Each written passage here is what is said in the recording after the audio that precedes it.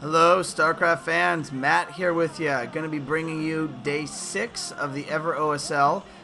Coming a couple days late, but boy, I did a lot of games there for quite some time, and I needed a little bit of a break. But I really want to see what happens in these games. This is day 6. This is the clinching day where anything can happen in the OSL. We'll either go on to tiebreakers or every single group could be decided. Unfortunately, the first game has already been decided. The first game has been decided, not excited. In fact, I'm not really that excited because both of these players already are out of the OSL. So, as you can see right there, they're just super excited, especially go.go. Man, is it just me, or does go.go get more nerdy looking, like, with every single day that I see him play? It's like he's wearing those fake nerd glasses that you see people wear when they dress up as a nerd for Halloween. Anyways, so it's going to be go.go versus Pusan, and good luck, good luck. I don't know what RP means. Maybe roleplay? I'm not really sure what that means. Anyways, so they're going to be playing here on El Nino, and the one thing that I hope for in a game like this, where we already know who the losers are, which are the two players you're looking at right here, Pusan being the Protoss on the left and go.go being the Terran on the right, is I always hope to see something cheesy, something a little bit crazy, just because you kind of you're going out anyways, you might as well go out with a bang. Oh, yes! The mineral gas and food counter at the bottom right. We're back in the OSL, folks. If you haven't seen the just ridiculously epic ZVZ game with Zero that I casted on the MSL, go check it out. It is freaking awesome. But I do kind of bitch and moan a little bit about the complete lack of the counter. And instead of a food counter, they put the annoying video of the announcers in the way. So you're sitting there staring at them the entire time. Anyways. So yeah, I'm not that excited about this game. I'm actually pretty tired overall. I didn't get very much sleep last night, and at work I'm training people in Austin, Texas currently. So I'm sitting in like a little room and with a computer, talking to people on a computer screen as I am projected Big Brother style on like a big screen on their end, kind of talking down onto them. So I guess it would be kind of cool on their end because, well, I don't know if it'd be cool necessarily, but, whatever. All right, so right now it doesn't look like at the moment there is anything cheesy. Pusan is going to be sending out the scouting probe right now. And what is that?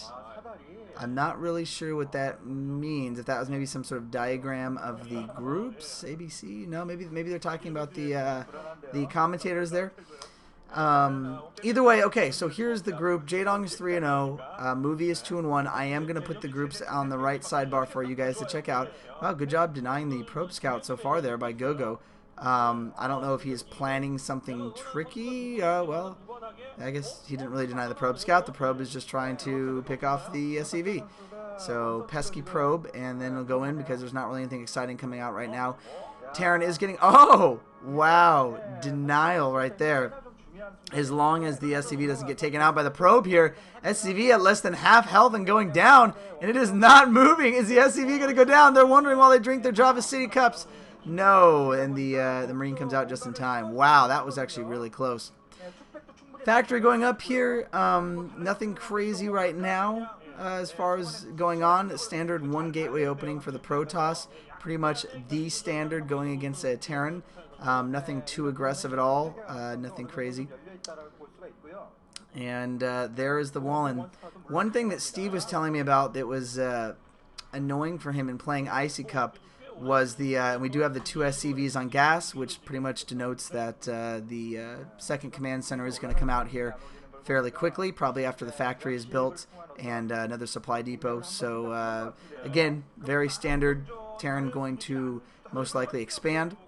And then there's going to be some pressure put on by the Dragoon, and then the tank is going to come out and try to defend off the Dragoon while a couple Marines defend it off, and the usual. So anyways, what I was going to say is that Steve is playing a little bit of Icy Cup. We posted that game of his that he played, and he said one of the things that's annoying but I guess necessary is you have to learn the wall-ins on every single position on a map. So there's the command center right now.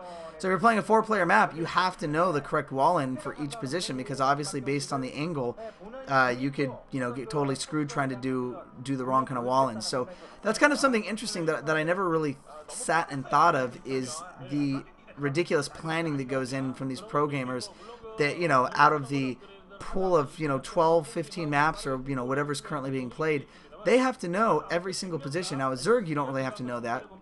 Zerg is pretty much standard no matter how you play, but when you play as Protoss against Zerg, or when you play as Terran against anybody, you have to know the wall-ins. And is the tank going to make out in time here? Yep, there it is. Very, very standard timing from both players. I don't think anything really is going to be able to get picked off here. Tank is going to dance around a little bit. And Pusan goes, oh, jeez. I almost got him, but he just got out just in time. Oh, Bob. Who says, oh, Bob? Man, I really am tired. All right. So far, a boring game. Man, I would have thought, I guess each player kind of, whoa, and there's, oh, whoa, what am I saying? Whoa, that's just a standard Stargate. Going to get the scout in there with the Corsair. What I was going to say is I guess both players are kind of fighting for honor here, because both of them have lost both of the games they have played. So Pusan lost to Jaedong and Movie, and go.go lost to, well, actually Jaedong and Movie as well. That's right, because this is a round robin style. So both of the losers are now playing each other, and I guess they're just going to play a standard boring game. And I'm sorry, this is a boring game so far.